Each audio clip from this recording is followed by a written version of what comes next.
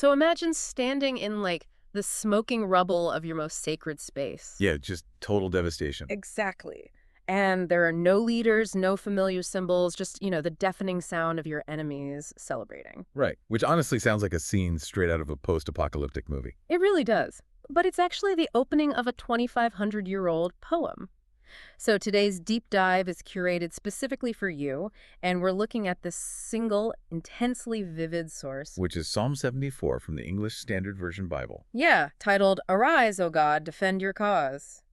And what really caught my eye is the footnote that says it's a maskil of Asaph. Right, so that's likely a musical or liturgical term, meaning this wasn't just, a text to be read quietly. It was designed to be sung aloud in the absolute worst moments of tragedy. Wow. Because, I always assumed a psalm would be this quiet, serene meditation, but this just bypasses any slow buildup and drops you directly into a disaster. Yeah, it doesn't hold back at all. The very first verse is just this agonized scream asking why they've been cast off and abandoned.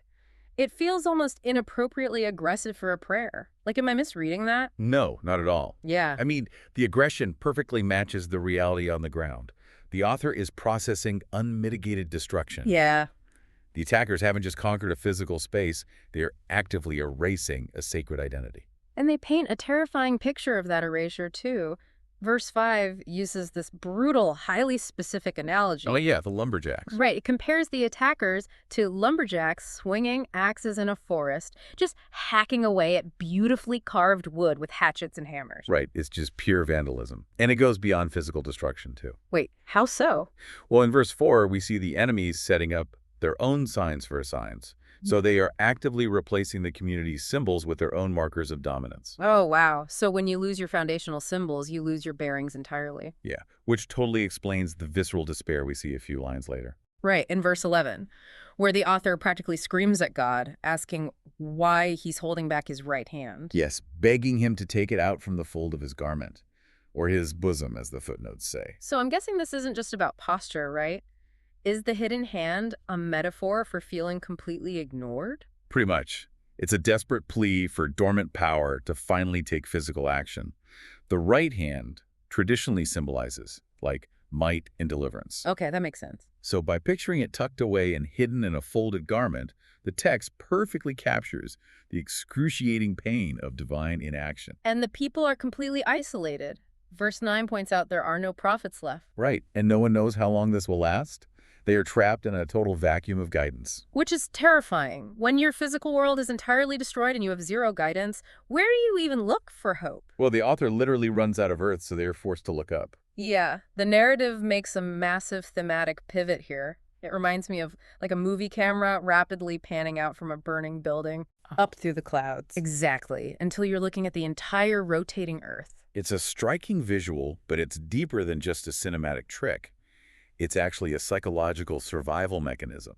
Really? Yeah, when the local physical world is reduced to ashes, the author forces this massive zoom out to the universal scale to find something, anything, that hasn't been destroyed. The imagery they find up there is wild, though. Suddenly we're talking about God dividing the sea by might and literally crushing the heads of Leviathan. Right, those great sea creatures. Yeah, and feeding them to wilderness beasts. Well, that specific imagery isn't random.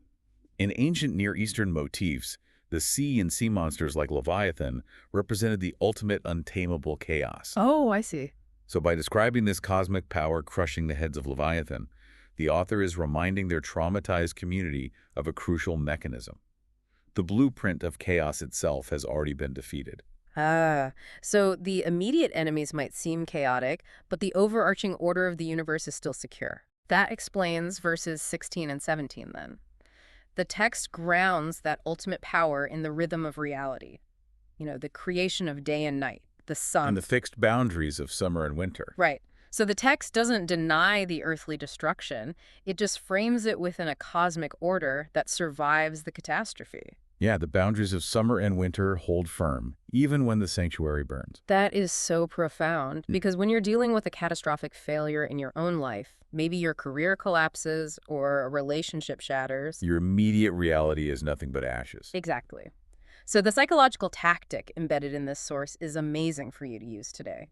Zooming out to the grand scale of oceans, seasons, and cosmic order can help you find perspective when your local reality is in ruins. It really forces us to ask how we process our own moments of total chaos. It does. So let's leave you with one final haunting contrast drawn directly from the end of the text. Let's hear it. Notice the deafening uproar of the enemies that goes up continually. Right, compared to the terrifying silence of the missing prophets we saw earlier. Exactly. It makes you wonder, when those earthly voices of comfort vanish and you find yourself living in a disaster, does the overwhelming chaos actually force us to finally look up and trust the cosmic order?